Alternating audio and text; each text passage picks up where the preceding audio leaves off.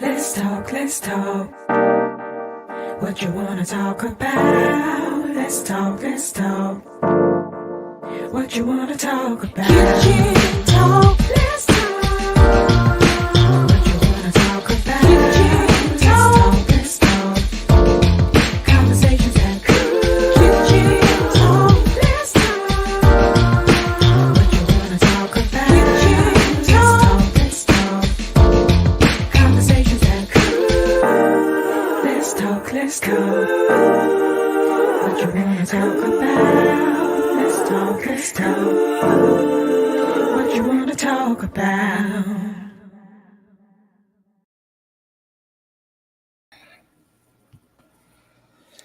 Hi. Hi. How are you? Working on greater. How are you? I am good. I am good. I Yes, will ma'am. not complain. Yes, ma'am. What's going on? Not much. Not much. Oh, look who it is. JT Plummer. Yo, what's happening? What's happening? What's happening? I Good. know, right? Listen, it is Kitchen Talk CTC. Conversations that that cook. That is what they do. That is What what we, they do. what we So, cooking? Greens, say that grits. again. What we cooking? Greens, grits, Yeah. eggs, So, bacon. What we cooking at the night? listen. That's next month. I was gonna try something different for tonight, right? Mhm. So usually we just have kind of the one topic and maybe one guest on that particular topic. Right. Tonight I was gonna try two topics and see how we do. So tonight's show was entitled Twice the Topic. Okay. So I was gonna do village check-in, and I wanted to revisit the Alzheimer's awareness since we weren't able to do it a couple of weeks ago. All right. So this is where we are, and this is why this platform works well for this, right? When we go like for real, like on television, I wonder if this is what they deal with when they guests kind of get, whatever. So, can you imagine doing a live show and your guests call you at last minute and say they can't come? Wow. Well, you know what? I was Yeah. just watching a show, and that's what happened. But instead of the guests saying that they can't come, the guests just didn't show up. Right. That's So, At unprofessional. least you got a heads up. yeah, heads up, but not enough of heads up to like rebook somebody else, right? So one of my guests, she has food poisoning. She thinks so. Don't look like She that. got a lot of toilet paper. I know, right? I feel so bad for her. She's such a sweetie. But she was I like, believe I'm it. so sorry. I was like, this is not your fault. It's not your fault. It's not Hope your you feel fault. better. Right. So so Right? I was like, okay, so now we kind of down to maybe the one topic, but then again, my other guest that is coming in for the one topic, I was like, oh, you could join a little late because we're gonna be two topics. And she said she ain't coming out. No, she's coming.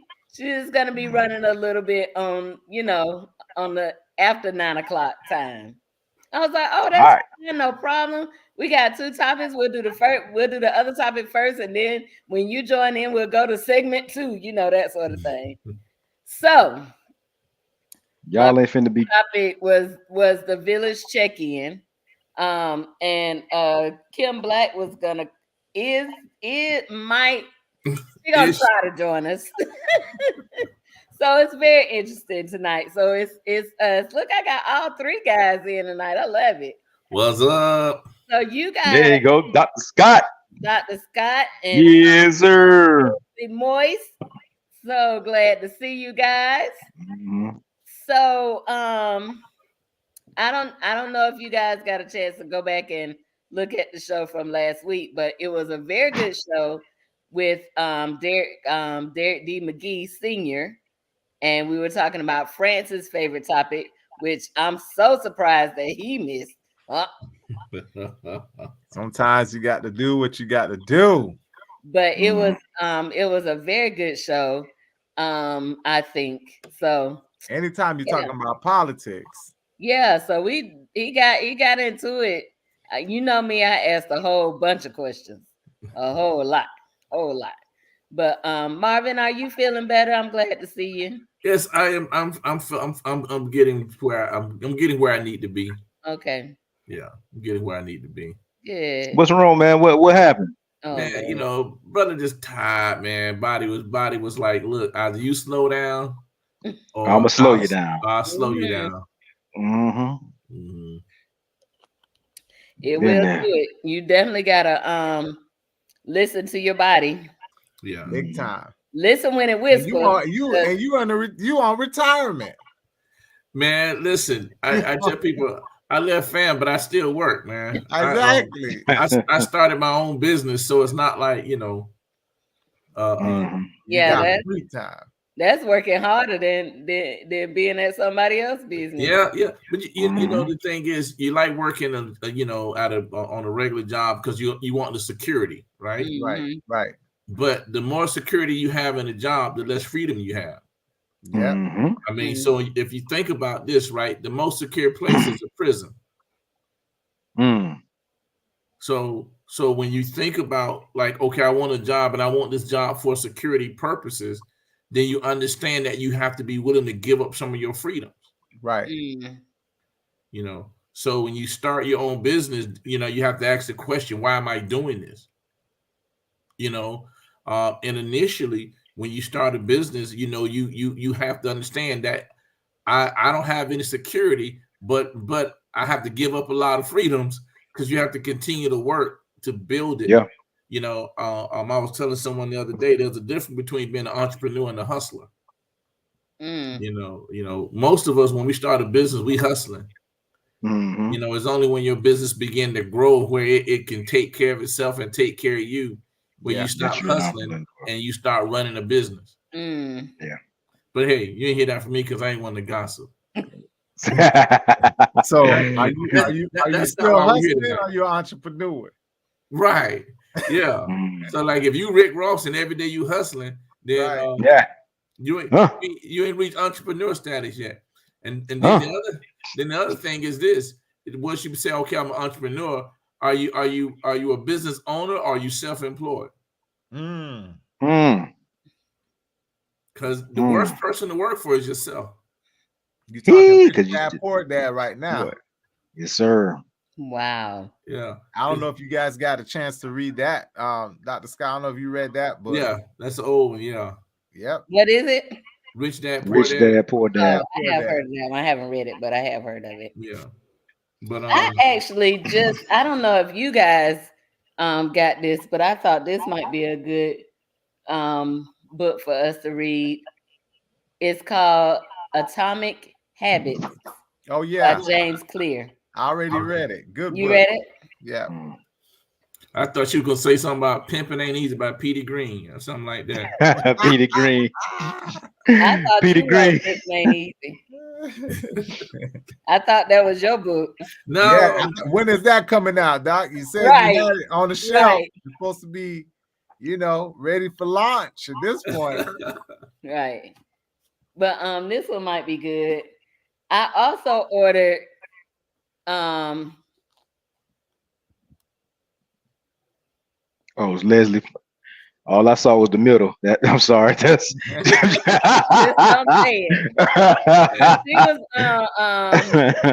she was on Sherry Shepherd's show the other day talking about her book. It's her memoir. Oh, okay. I'm pretty sure. So now y'all y'all forgive me now. Y'all forgive me. But I'm trying to think, who's Leslie Jones? She's a comedian. Okay, I know you're talking about now. She tall. Mm-hmm. Yeah.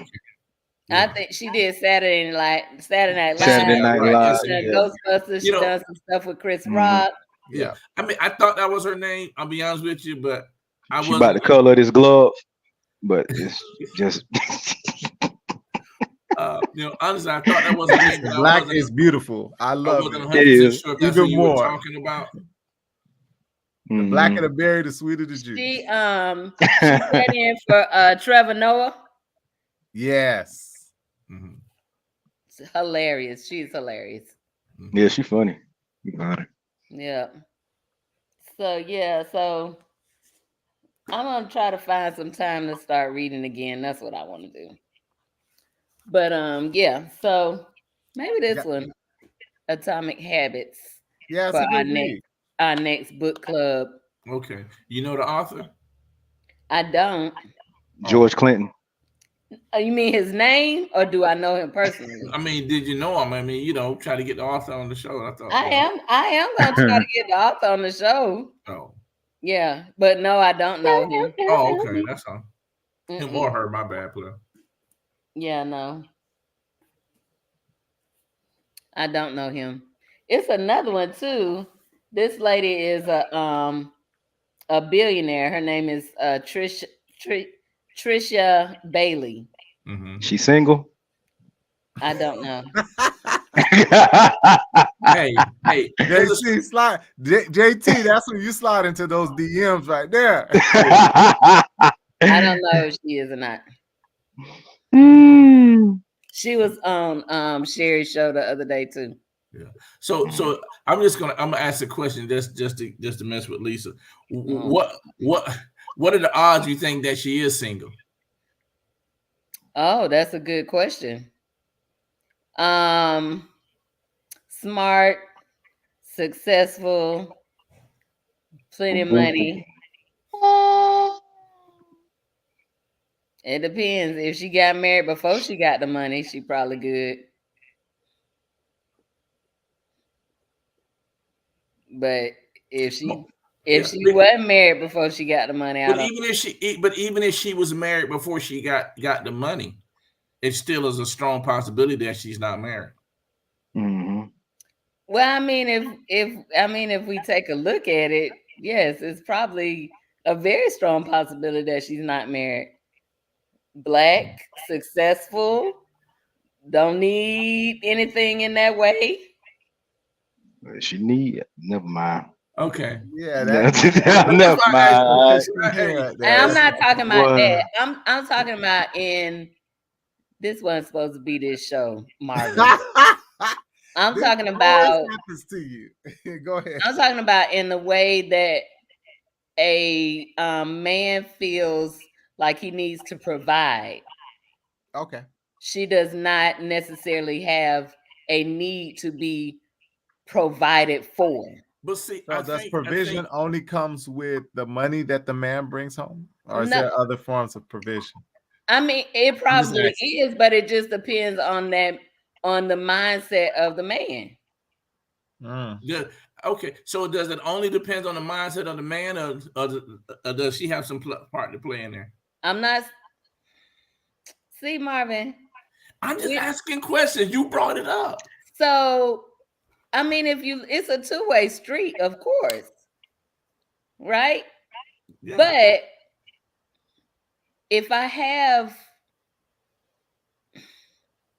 a house, if I have money to pay my bills, and I'm doing okay as me living my life, right? Is he gonna be okay with me not needing him in that way? Okay. So I'll throw this out there, right? So one of the things I used to ask my students when I was, Dr. Scott, Papa Scott, on campus, I'll ask the students, okay, you're dating this guy now, all well and good. He has this job and he's doing X, Y, and Z for you, and you are a broke college student right now. You're a poor college student, and he's providing these things. So the question is, okay, when you graduate, what conversations have you guys had to prepare yourselves for that moment? Mm-hmm. Where overnight now you may be making twice as much that he's making. Mm-hmm. One, can he handle that?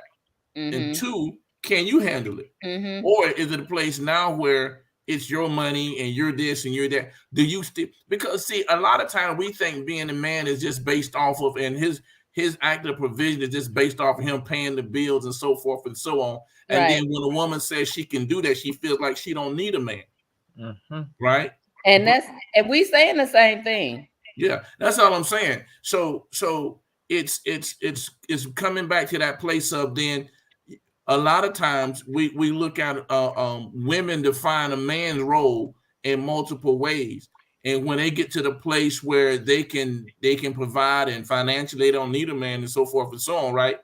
Then in their mind, that's what they start. A lot of times they feel like, okay, well, I don't need a man because that's the role that I have pigeonholed him in. Is to do this, and this, and Sure. I don't need a man who's gonna try to be head and tell me what to do, and I Sure. work hard and I make my own money. Sure. So again, It's a two-way. Again, it's a two-way street. yeah, Absolutely. yeah. So Absolutely. yeah. So So anyway, I mean, it depends on what she can handle, what he can handle, or if she can, or at this point, is she worried about somebody using her? well, but again, the thing is this: men deal with that all the time, but it's still a different. We men know that some women are with them and marry them because of their money. Sure. That happens all the time. Sure. So if it's on the other foot, now is that you know what I mean? What's different? But I've seen some strange things too to me, where a man will want a woman that's not a gold digger, but then also once he gets her, he doesn't necessarily want her to do anything but stay at home and be dependent on him.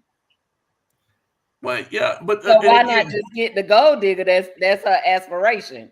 Yeah, versus taking someone who has ambition and wants to do things, but you don't want her to do that. You don't want her to grow in that way. Yeah, I think, even though she was on that track, I've seen that. Yeah, no, I know, but at the same time, I think we need to look in, and so it's hard. It's a difficult conversation because sometimes we start talking about extremes and not norms. Sure. You know what I mean? What you got up, JT? Congratulations on your new business. Okay.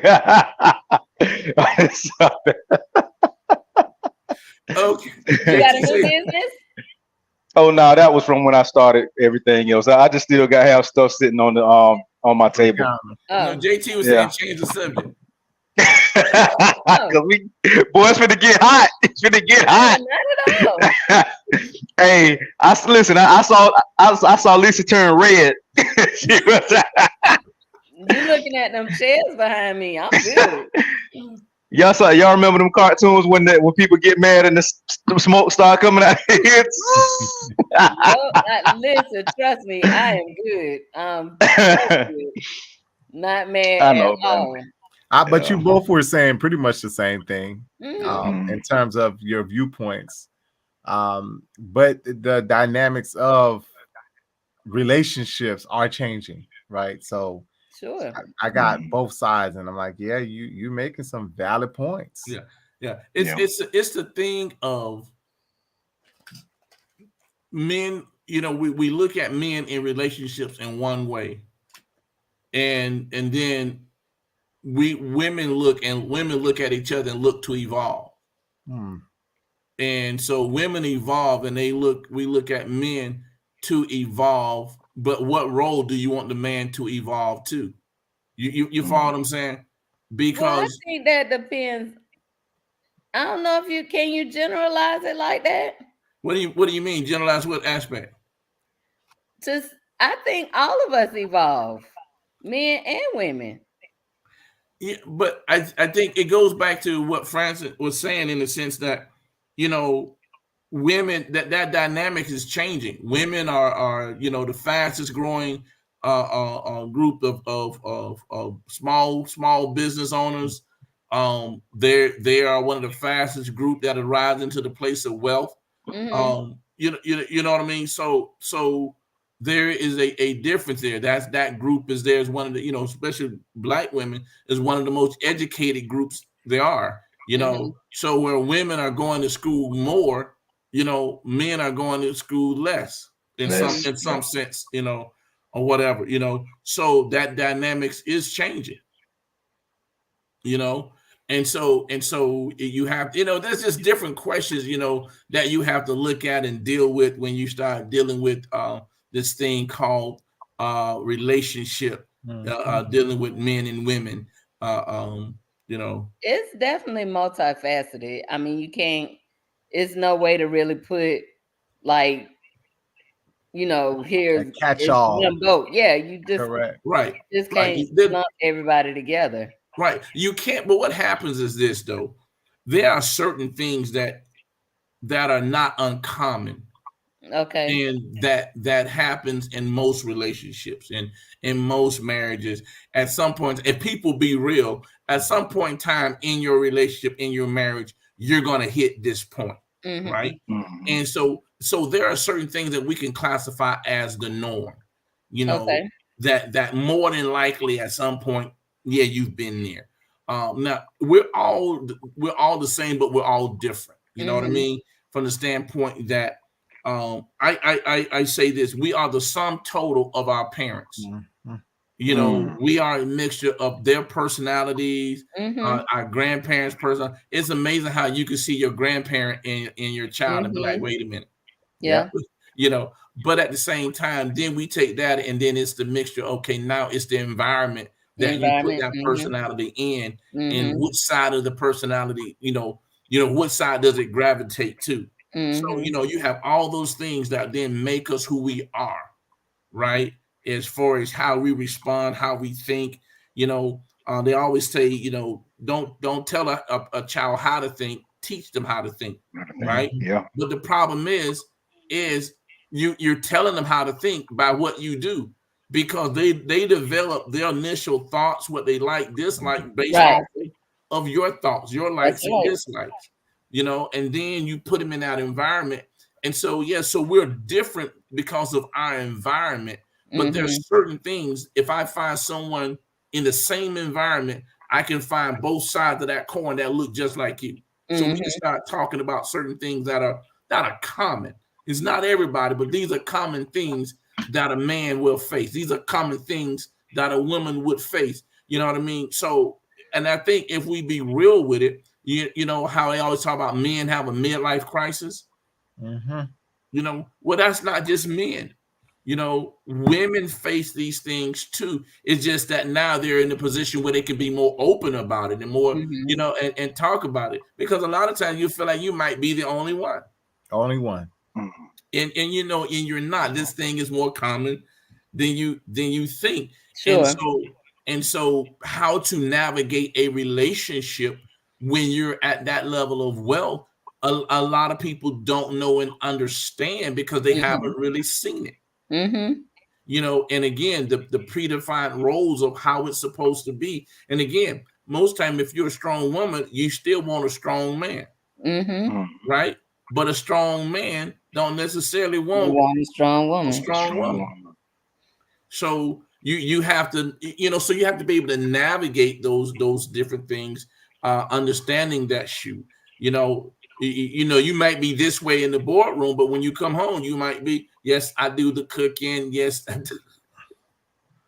Well, I think it's not even just, it's understanding the roles that each of them are going to play. Right. And be willing to accept those roles, whatever those roles may be, whatever they decide it is. When you have two strong individuals, it's who's going to say, okay, you know what? I'm okay with that. I'm okay with you doing X, and I'm okay with you doing Y. That compromise. Yeah. But not subscribing to roles at all. We just a partnership. But even that is a role. In there's a definition into this, and it's again both parties communicating and making it clear, what it is and what they expect from each other. I think the hardest part of that is what you were saying earlier, Dr. Scott. Most people don't take the hat off, right? So there's an old proverb: when you come home, you leave your tools at the door. Well, really, not even at the door. You leave them outside on the tree. You don't even bring it to the door. You leave it on the tree. Then you come in. But most people have a hard time leaving that hat on the tree. They bring it into the house, and then of course, because of the role I played at work, I now play the same role at home. Right. It's hard to kind of shed that off and say, okay, yes, here I am this type of person. I'm nurturing, I'm helping, I'm blah. But when I'm at work, I may need to be a little bit more aggressive. I may need to be a little bit more to the point, right? I may need to be a little bit more I need another word. I need to be more stern or more, specific. At home, that may not be what you need to be. That's not going to help. So it's again, how will both parties define the role, and then are they okay with whatever that role is? And I would say this too. One thing we talk about is the fact that you say communicating those roles. Well, a lot of times it's not communicated. We don't talk about it until it's a big issue, where someone's ready to blow up. So that's first thing. And the other thing I realized too, that our roles get defined. Like, for example, when you have kids, they help to define roles, and you may not realize it. But like, for example, when our kids were young, they would come to me for certain things and then go to Leslie for other things. And so the boys could be home with me, and we're sitting down, we're talking or whatever. And then when mom come home, they'll say, "Oh, I'm hungry." And she like, "Y'all be here all day." And I'm like, "They ain't say nothing to me." Because that's the role that they see her as, right? Yeah. She didn't say it, she didn't define it, but that's the role that she. Now, if it was, hey, who's taking us to the football game? I know you're a coach, so I'm just using this as an example. They're not going to mom for that because they know coach is gonna wake up and take them to practice, take them to the game, wherever it may be. So Marvin, let me ask you this. What made it so you didn't even ask them if they were hungry? What made it? Because at that point, hey, I teach them to communicate. The same way that when she got home, she didn't ask them were they hungry. They said, "We hungry." So my thing is when we get to the house, because first thing I do, when I pick them up from school, I'm gonna make sure they got something to eat. So that's the first thing. So then when it's later on and she's still at work, we're doing whatever, get their homework done. We're laughing. Okay. I'm the disciplinarian, but I'm the fun guy. And so they're not gonna give up time having fun to say they're hungry. Yeah. But when that person comes home, that's who they look for. There's just certain things, like Fran said, there's certain things that they're going to ask me for that they won't even go to her, and there were certain things that they'll ask her for and won't look at me. And but I'm gonna bring another one in. Of information, it makes sense for you not to check on whether they're hungry or not. I'm gonna ask you this question. I'm thinking, did you just let them have them the whole afternoon, ain't give them no snack or nothing? Listen, y'all better go in and y'all a peanut butter and jelly sandwich. First thing, woman of God. First thing, I listen. I know how to take care of my kids. Doc, let me ask you this question. They gotta wait till mama get home to get something to eat. If they, let's just say somebody, I know how to go to the refrigerator. They weren't feeling well. Who did they come to? Did they come to you or did they go to the mom? That was a mix. Okay. Because that's one thing. As a father, was important for me. If one, I'm going to take care of my babes, and two, because of Leslie's schedule, I would do my best to allow her to get some rest. Yeah. Because her days were longer than my days. I would do my best to make sure she gets some rest. So, I mean, even when they were, still in diapers, a lot of times I would get up in the night and feed them so that she didn't have to get up. And so, I would give you that too, Doc, because as long as we've known each other, let me tell you, man, Dr. Scott would come and pick up these kids from daycare. I said, look at that, man. Yeah. He was a part, always black man, picking up. If I can say this, if I'm not great at anything else, my whole desire was being a great father. Yeah. Yeah. That's and so that's one thing that I love. I love being a father. I love my boys. I love being able to watch them grow up. You know what I mean? So I have so many memories. JT. Lauray, what's up? Even though that was supposed to be our first topic, we can transition to our second topic. Now that our guest is here, this is Larae C. Lauray, social worker. So she is joining us to talk about Alzheimer's awareness. So welcome, Ms. Lauray. Thank you for joining us. Thank you for the invite. How's everybody doing? Yes. All right, we're good. We're good. How are you? By his eyes. Wonderful. So I heard something new. Instead of saying crying or you have allergies, a friend of mine said that her eyes are raining. Oh.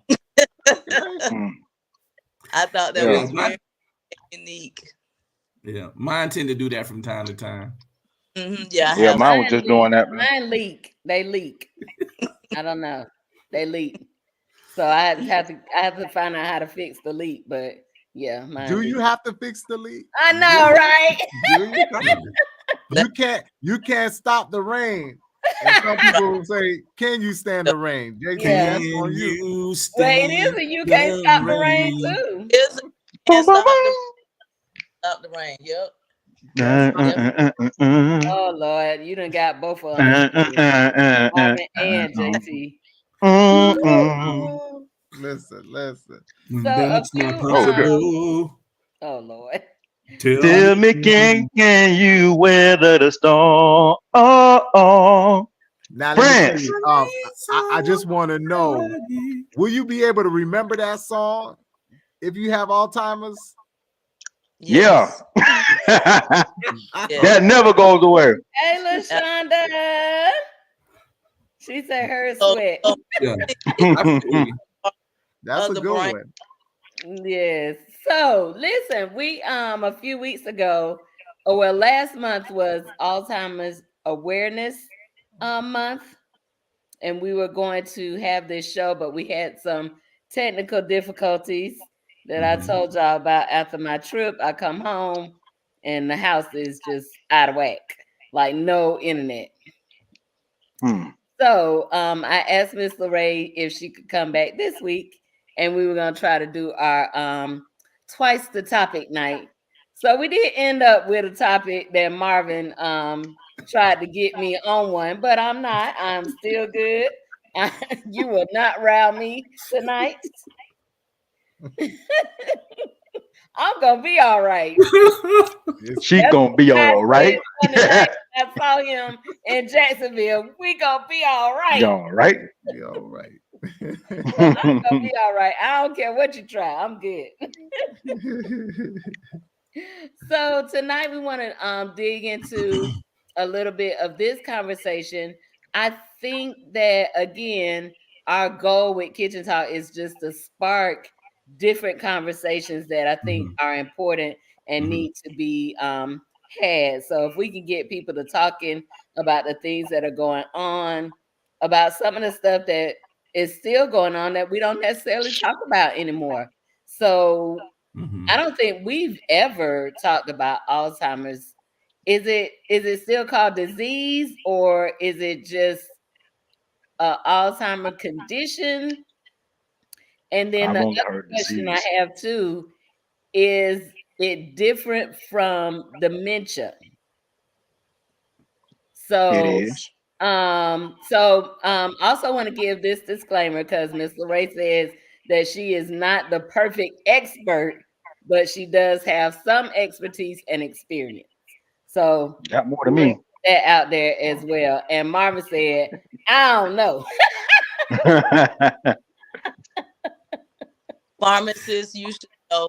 Thank you, sir. Well, You should know. well, listen. My thing is this. Okay, yes, I do know certain things. I know treatment X, Y, and Z. But she asked me, could I listen? I'm not going to claim to be an expert on this subject. Yeah. So So first, right. So first, Miss Lauray, would you be able to just kind of define it for us? Okay, so I want to go back before I answer that. What I want to do is go back to the question about would someone with Alzheimer's remember a song? Yes. Music is a different part of the brain. And so Alzheimer's traditionally, everybody is different. Everybody process, that type of disease process differently. But music is always a good source of calming down a patient or your loved one that has symptoms of Alzheimer's. A lot of times they can be agitated by anything.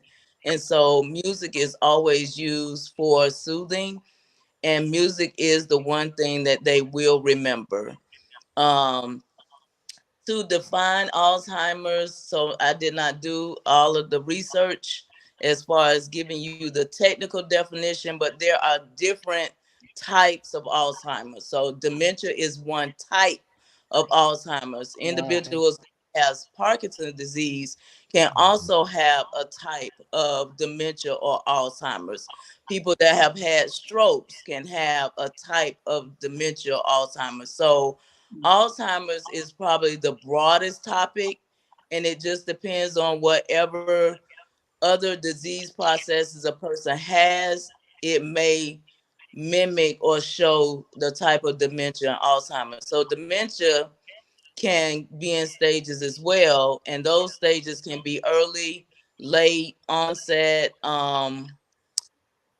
end stage dementia, and then Parkinson's. It comes and goes if you have Parkinson's, as far as the understanding and the memory, which is what usually shows up as far as Alzheimer's and dementia.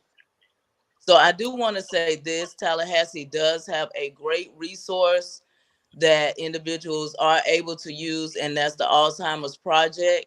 And so that information is on the web on their website, where you can reach out to them, get information. I'm sure they are very open to having discussions about it, doing community events, and all of those things. Very cool. Very cool.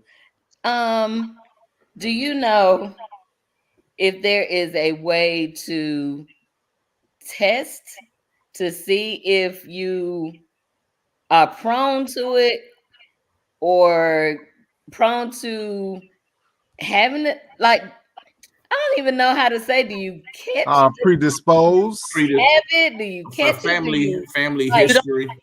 catch it. It's family, right? It's family Okay, history. And so it's almost like anything. When you go to the doctor, they're gonna always ask you any conditions that your family members have had. And so studies have shown that if you've had, some parents or, grandparents that have had Alzheimer's, that it's a possibility for you to have it. So of course there are some studies that show the link between lifestyle, healthy lifestyle in some ways can contribute to it, but I'm not versed enough to tell you like what those are. sure. But there are some tests that they can tell if a person starts to have memory issues. So there are some preliminary tests that they can use in order to determine if they feel like this person is headed to Alzheimer's or dementia. Yeah, and one of the things I would say too is if a person can remember that they don't remember, then they're good. Most times, individuals that are developing Alzheimer's, a lot they don't realize that they're forgetting until it starts to progress and get to a place where now it's it's an obvious problem not just to them, to everybody around them, but it's an obvious problem to them as well. And sometimes, and that's true too. And the other part to that is, in my experience, they know something is wrong. They just don't know what it is. Mm-hmm. And so hard for them to articulate what it is. And so family members get frustrated because they don't know that sometimes you don't constantly remind somebody that they've said something 50 million times. Mm-hmm. That makes them irritated and frustrated because they don't remember that they said it multiple times. And so then they get agitated and mad because you're on the outside, they're on the inside, they don't know what's going on, but you constantly reminding them that they said it, and that's not comfortable for them because, again, they know something is wrong, they just don't know what it is and they don't know how to stop it. Right. Okay. So there has been in the last maybe 6 or 7 years another topic that came up through athleticism, and a lot of football players, Yep. some soccer players with the brain trauma called CTE. Mm-hmm. Do you think that is a possibility? There's a possibility that that is a certain form, or that may affect people as a form of Alzheimer's? I don't know. I've never heard of that. Yeah. Well, I think that would be more on the lines of, going into dementia. Looking at because of the brain trauma. Because of the brain trauma, and then how with Alzheimer's, it's more marked in the early stages by the level of forgetfulness. And one of the things we talk about with Alzheimer's is normally what's learned last is forgot first. So there's certain things that they'll go back to their childhood and they could remember like it was yesterday. Yep. But certain conversations that they've had with you within the past few minutes, they don't remember that they've had that conversation. Right. And so, Alzheimer's is I think about Alzheimer's in the sense of it's tough. Disease is tough on both the individual and the family, but Alzheimer's is one of those diseases that's it's very tough because you get to slowly watch your loved one just just pass away, not just physically pass away, but mentally. There you can see them slowly begin to leave to the point where they're still alive, but they're not. They're not alive. They're not themselves. I think people call that the long goodbye. I've heard it, heard it called sometimes. Yeah.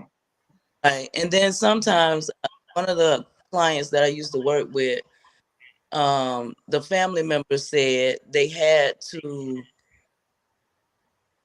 teach themselves that the person that their loved one is not the person they do.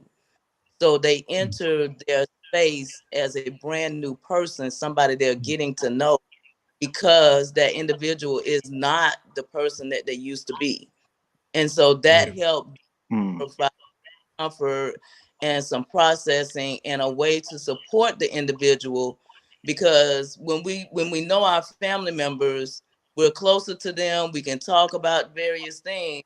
But when you walk into a place and this person don't even know who you are, then you got to find another way to interact and engage and not be frustrated, because the other thing about Alzheimer's patients, they pick up on your energy. And so if you're agitated or frustrated or sad or whatever, they recognize it. They may not be able to verbalize it, but they pick up on what you bring into the room. So now the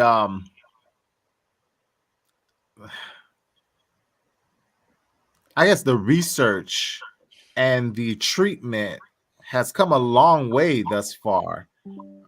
Where are we currently with treatments and I don't want to just say medication, but where are we currently in terms of helping people to overcome the I don't even know if we still calling it a disease, at least to it's act still that a early. disease. Okay, so how do we overcome the disease? So honestly, I don't think we're gonna overcome the disease. It's a lot more research that needs to be done. Of course, medication is one that is easily tried, but the challenge is everybody don't respond to that type of treatment the same way. So it's even more difficult to get, enough research to say, hey, this particular one is going to do this, because everybody's body makeup is different.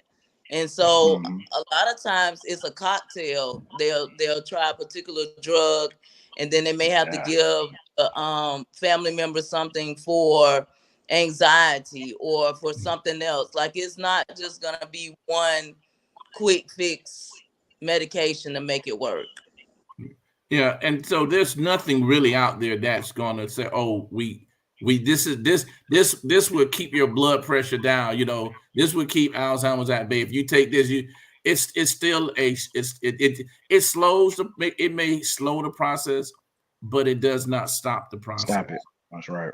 It's still just a slow process.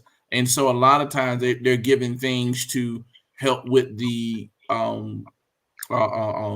just help deal with some of the extenuating things like the agitation and those different things that may arise. But it's nothing there. Just like they said, it's just devastating. And like Lauray was saying, it's Alzheimer's is one of those diseases where it's just as important for the family member to get counseling and support. Yeah. Because their life changes as the disease begins to progress. Yeah, I had a fraternity brother that was actually looking at that particular research.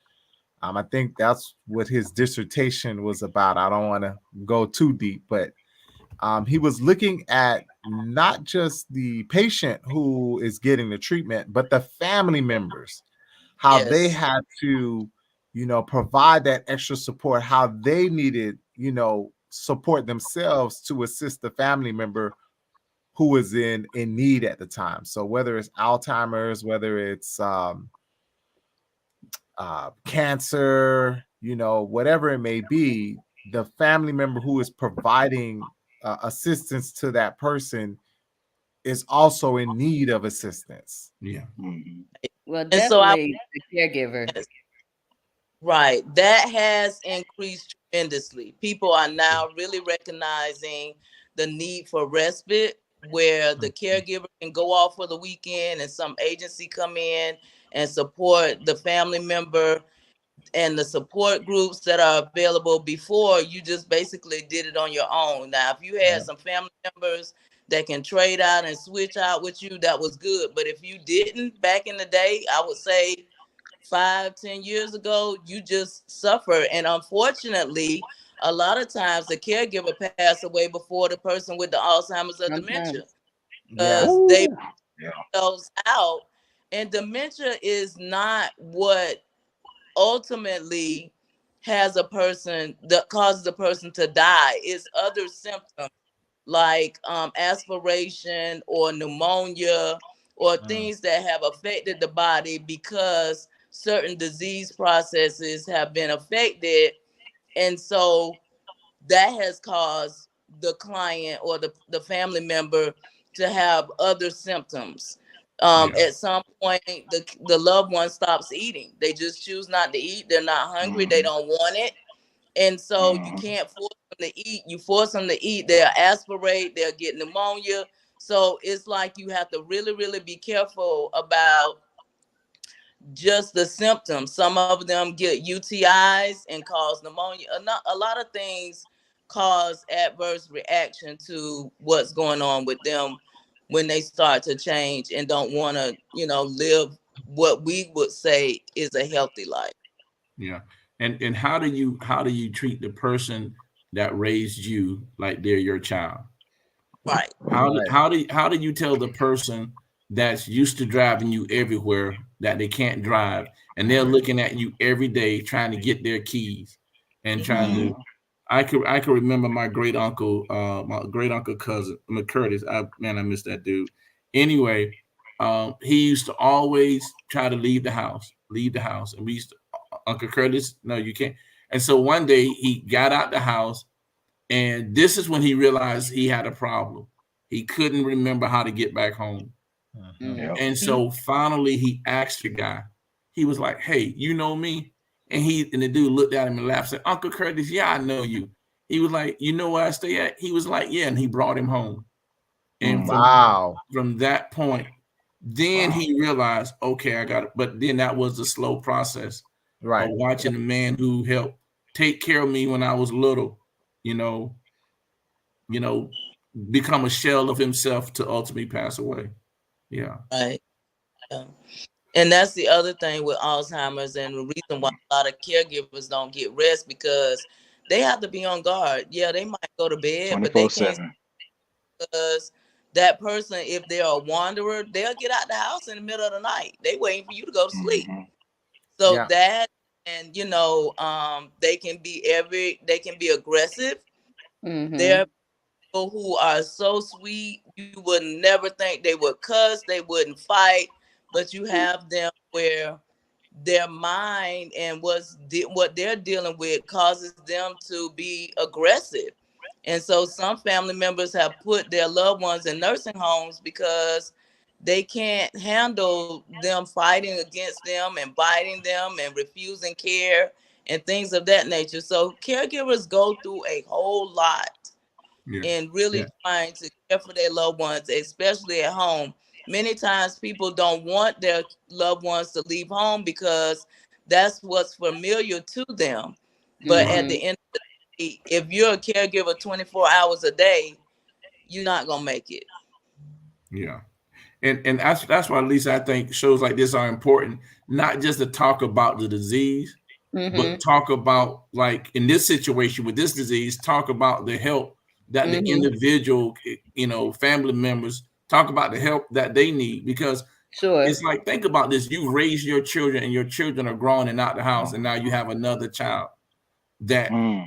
that is hard for you to tell them, because they in their mind, hey, look, I'm still here. You don't tell me, I tell you. Yeah. It's hard on the family, and so I think this is just important to talk about and bring awareness to the level of help that the family members need, as much as it is to talk about the disease state, because family members, the caretakers, uh, um, need a lot of help, and it's sad when family members, they have sisters and brothers and other people out there who could, pitch in and help, And but they they don't. won't. Yeah, but they won't. Yeah. And to get the extra care that you need, Yeah. that's expensive. There's no It one is. giving you money just to so you can have someone to stay in the house. But Right. at the same time, I don't want us to be like, oh, they terrible people, they won't help. Sometimes you just don't know what to do.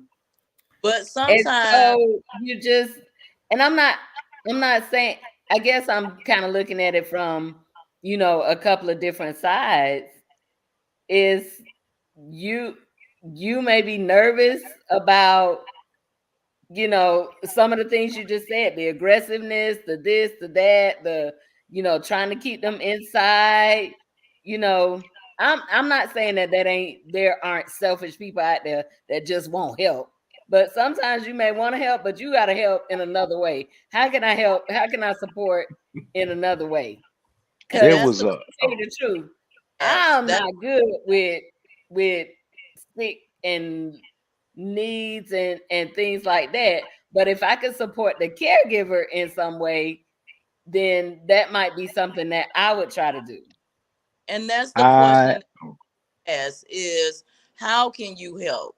So Right. yes, you, the physical person that wants to do the bathing or the feeding or anything like that, but you could go do the grocery shopping, you Yeah. can clean the house, you can make the bed, you can wash the Yeah. dishes. That's the thing, is everybody has a different place in this whole process. Yeah. And Right. the Yeah. part you're comfortable doing, do those, because it still helps that person. If Yeah. you deliver meals every day, that Yeah. still helps the caregiver. The caregiver Mhm. can, if the loved one is able to feed themselves, you can sit there while they're feeding themselves. The caregiver can go take a nap. If you can stay for two Mhm. hours, And you know, it could be anything. It's the individuals who don't offer to do anything. Yeah, That's I when the think that's it. challenges comes in, because the caregiver, as Marvin said, it's expensive. All of those things cost money, and it's an hourly rate. And so when you look at private caregiving, they go from a companion, which is somebody who will just sit. They're not going to lift. They're not going to take the person to the restroom. They'll watch them be fed, but they have to feed themselves. And it goes up from there to a registered nurse, how much ever they get charged an hour. So Yeah. there's levels of care, but they all cost a lot of money. And Money. the other thing I do want to mention, two things, because I know it's almost time, but two things. One, individuals who have or who bought into healthcare insurance, please read the fine print. That insurance is not going to cover everything you think you want it to cover. So you have to be specific on whether at some point you want to go to a nursing home or assisted living. Usually 9 times out of 10, assisted living does not take insurance. They're private pay. So you have to be careful when you buy into the insurance of long-term care. Know exactly what you're paying for, because you're going to get there and say, hey, I've been paying all these years and it doesn't cover what you need for it to cover. The other thing is there's an agency, and Lisa, I'll give you the information. I forgot to research it before I came on. But now there's a group of people who are now providing care or resources for churches, for individuals that want to bring their loved ones to church and feel isolated, that the person might have an outburst or something like that. So there's a group of people who are partnering with churches to allow and help churches embrace family members and caregivers with Alzheimer's. That's one of the things that has caused a lot of I would say distress and sadness, because if you have a person or a family who were very involved in the church and all of a sudden now they can't even go to church because they're nervous about their loved one responding to stimuli or whatever the case may be. Now churches are getting that training to support family members and caregivers if they want to come back to church. Oh wow, that's Yeah, beautiful. that's awesome. Yeah. That's Yeah. beautiful for real. Here's a question too. If you know that it does run in your family, so it becomes hereditary, is what I'm hearing, or it is hereditary. Are there efforts to prevent or um, maybe prolong it from attack? I don't want to say attacking. I want, I'm talking about delay onset. yeah, Hmm. like I've heard through the years. So I started doing Sudoku, Yep. crossword puzzles, things that stimulate the brain, Yeah. different things like that. And I've heard She's tell also when playing we were chess. researching about Alzheimer's and Yes, stuff she like is. that. They were saying Teaching me. things that help stimulate the brain will help delay maybe the onset, like you said, the onset of Alzheimer's. Is that real? I mean, are there things out there like that? Are there things that if I know it's in my family that I maybe can be doing now to help prolong me from moving into an Alzheimer's state? I would say make sure you have a good relationship with your medical primary caregiver. I mean, I'm sorry, primary physician. So that, of course, they have your history, but you, your communication with them ongoing will help you know what to do next. So I can't specifically answer your question, but I feel like the medical, your primary physician should be able to give you more details on what you need to be doing.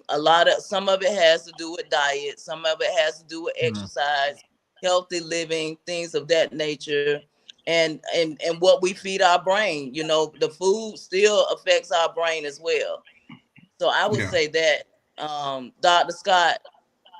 Yeah, I was just going to say, so basically, we still don't know like what causes early onset Alzheimer's. We you know, and so like she was saying, the thing is really more so, you know, taking care of yourself, getting good sleep, which, hey, you know, Lord help us on that one. Getting good sleep, eating appropriately, those types of things. There are different things out there that claim to help the brain function, like Prevagen and those things like that. But at the end of the day, nobody really, you know what I mean. You got to have the research and the longevity of it to actually see if those are real clinical results that'll come out of those things. And so really just, taking care of yourself, eating right, getting good sleep, getting good rest, those types of things. And that's why we pray. Right. Absolutely. You just got to pray just to make it today. Yeah. But then some people say if you put on the hammer, you'll be rewarded. If you put on the what? The hammer. Put on the hammer. My beat is You'll ever be rewarded. Yeah. And I get it started. Yeah. Oh. I'm sorry. I'm sorry. Oh, Lisa's like, what are you talking about? me and Dr. Scott. Me and Dr. Scott. I picked it up when listen, I picked it up when Jason said, oh. This is what I have to deal with. Listen. Here's the thing, right, Lauray? This subject makes my eyes want to sweat, leak, rain. So at some point we got to change it. Yeah, we got to get happy again, man. It does definitely. Yeah. But you know what? It's something that should be talked about. It has to be talked about. Absolutely.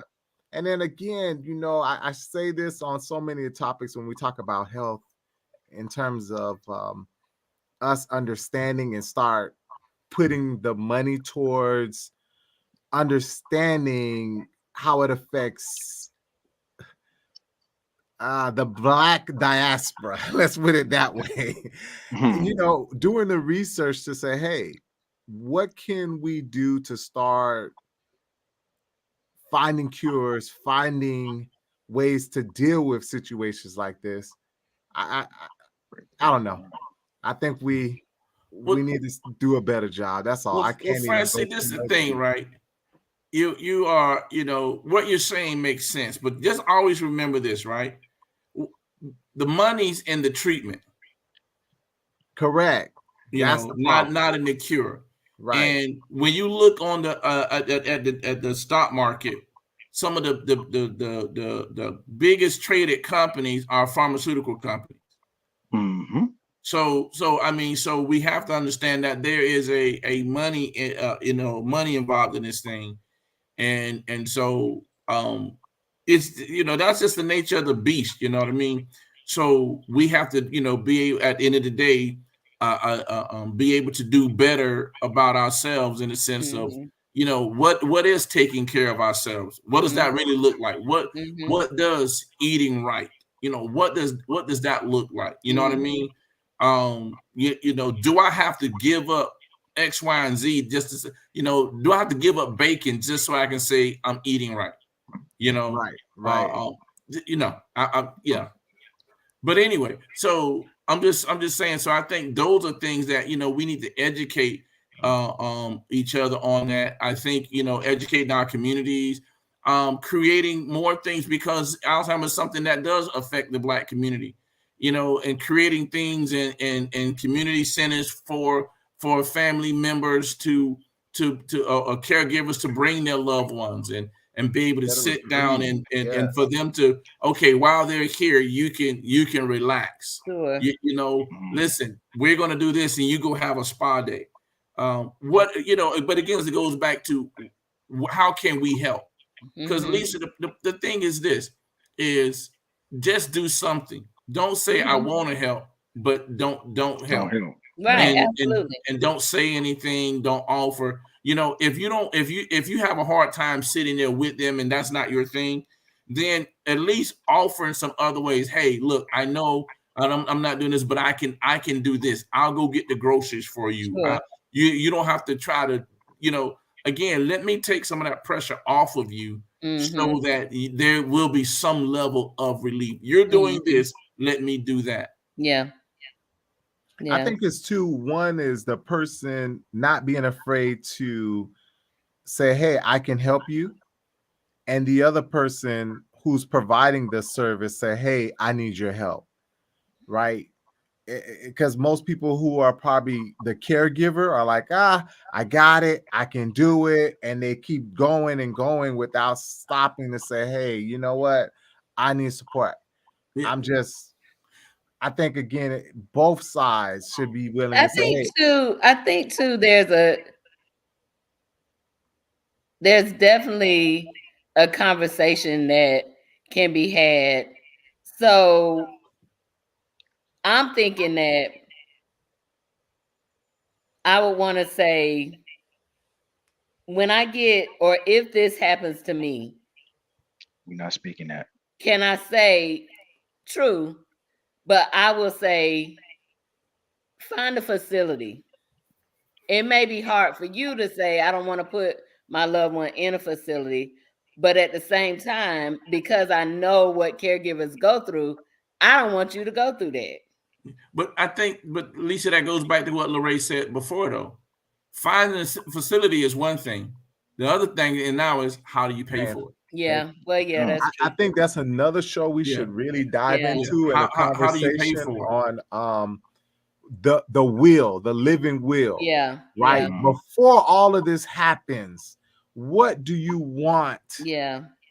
What do you want this to be? What do you want? How do you want me to move forward? When everything is said and done, it's on paper. While I have all my wits about me, right. Let me go ahead and say, hey, this is what I want to happen. I think sometimes we're afraid of the the future. We're afraid of the future. We're afraid of what's going to happen. We're afraid of talking about death and talking about the next step. So, but that goes back to what LaShonda just posted. I mean, again, that sounds good, right? But we gotta have the money, the finance to do it. To finance that. Yeah, you know what I mean. So with that being said, if those are our wishes, that okay, I'm putting this in the will, that okay, put me in a facility, then while we're doing that, we need to come up with a way on how we're going to do that. how we're going to fund that, because somebody's going to have to pay. And like Lauray was saying, that a lot of these places don't take insurance. And I think that's part of the conversation, right? That's part of the conversation of, okay, if you want me to do this, then where's that going to come from? And that individual may have dollars set aside just for that, right? So I think, again, it's these, we should have another show just on, the wills and the different types of wills and what happens. Life insurance, another good one. So it's another good show. To the life insurance and the will, there is a document called 5 Wishes. And 5 Wishes is a detailed document all the way to, I went to the hospital, I was perfectly fine, I went to the hospital, now I can't speak for myself. It allows you, that person, to go step by step. Do you want life-saving measures? Do you want a feeding tube? All of those processes need to be discussed. And it's a free document. It's online. You print it out. You sit down with your family, and everybody needs to fill it out. It doesn't matter how old you are. You can be a car accident, something changes, and you can't speak for yourself. Does your family member know what you want? So it needs to start with, what health parameters, wishes, desires do you want? Do you want a blood transfusion? Do you know how many people go to the hospital after something has happened and they say, I have no idea what they would want? That's even tragic. Worse than Because if a person tell you what they want, regardless of how you feel, you gotta honor their wishes. Honor what they want. Okay, so just so y'all know, listen, remind my family if I want 2 glasses of Kool-Aid, a Mountain Dew, some Chips Ahoy cookies. no Chips Ahoy, but a Snickers with Oreo. A Snickers with bacon wrapped around it, so I can double my pleasure. No, I don't know about the bacon, but I'm with you with the Snickers. Yeah, You gotta have some bacon. Yeah, because that's the sweet and savory. Yeah. So y'all remember that. 2 glasses of Kool-Aid. Now look. Wait, what kind of Kool-Aid? Red or grape? It's red, right? It ain't no cherry. Right. Red or grape. Red or grape. Yeah, ain't no cherry. I don't even remember grape. I remember purple. But hey, you know, we ain't call it purple. It was grape. It was red or grape. Red or grape. Y'all too much. Lasanda said she wants some wine before bed. But you know, I think this is something that I definitely have to do because I plan to live till I'm 120. So y'all gonna need to know something. Not today, not tomorrow. That's how long I plan to be here.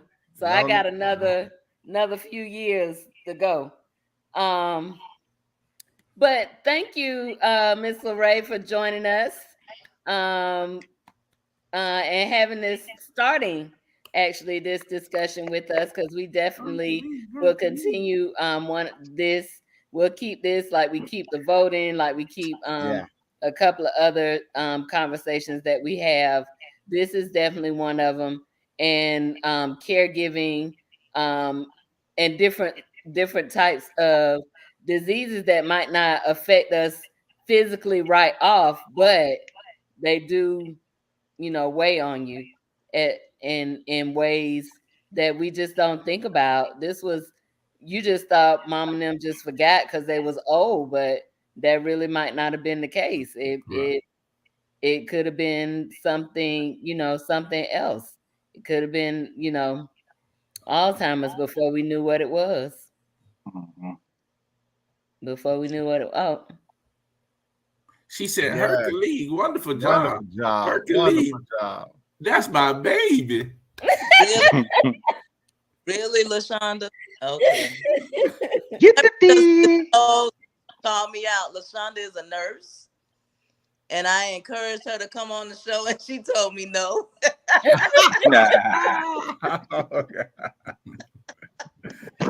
Oh God! I'm gonna have to get you next time. PPQ. Yeah, we work together. Don't be scared.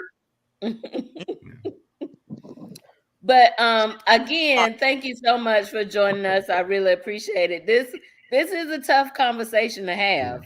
Yeah, it is. It is and a that's tough what we do on Kitchen Talk. Yeah. Where the conversations are real. They cook. That's what we do. They cook. That's what we do. Marvin was trying to stir the pot earlier, but that pot ain't stir. Whip it. Listen, if you are watching us on YouTube, hit the subscribe button. If you are watching us on Facebook, hit the like button. Make sure you turn on your notifications so you will never miss another show. This has been Kitchen Talk CTC. Conversations that cook. That's what they do. That's what they do. Thank you so much, Miss Lauray, again for hanging out with us on tonight. And for those who may not know or may not see the difference or see the similarities, Miss Lauray is my sister, although she doesn't see me all the time, but that's okay. She's just a little bit taller. No shade. What she said? Huh? What happened? What you? Huh? What today is? Okay. I got you. Let's talk. Wow. Let's talk. This ain't the shade room, is it? And let's also do this. Yesterday was her birthday, so happy birthday! I'm still celebrating, y'all. Still celebrating. That's what's up. So that run in the family, huh? The whole month. Yes, it does. Yes, it The does. whole month. The I whole did month. that. I'm still celebrating. Still celebrating. The Yes. wrong month. Happy birthday. Oh, I Hey. knew it was gonna get a song. Whoop, whoop. Oh God. Is My LaShawna's God. birthday too? Her birthday in November. Oh, what's she talking about Well, she twinning? said twin. Yeah. I don't know why she said I have that. to- I don't- Oh. Jill, I don't know how you forgot the birthday either. You know, it's Oh, you just didn't remember. That's how you forgot. I Baby, did not get that from you yesterday. You're absolutely right. All right, Go- so we're gonna be back. early onset. No, I'm just joking. I'm just Go. playing. We're gonna be back here next week. Same time, 9 o'clock. Crazy. Them three right there. I can say that tonight was the one that ran us over. Very good, friends and boys. Very good.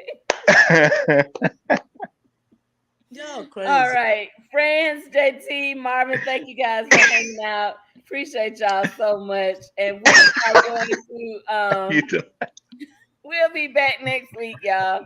Good night. Good night. Let's talk, let's talk.